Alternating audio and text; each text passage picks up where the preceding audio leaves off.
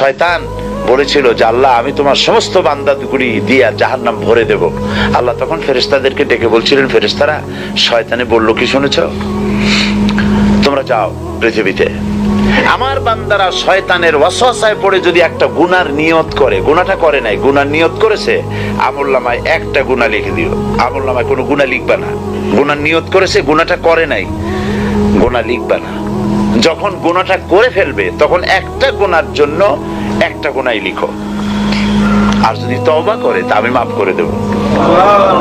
আর যদি আমার বান্দা একটা নেকের নিয়ত করে, একটা নেক কাজের নিয়ত যদি করে, তাহলে কাজটা করে নাই, নেক কাজের নিয়ত করেছে, হজে যাবে নিয়ত করেছে, যায় নাই, যেতে পারে নাই, এখনো দান করবে এখনো করে নাই, নিয়ত করেছে, আমলনামায় একটা নেকি লিখে দিবা।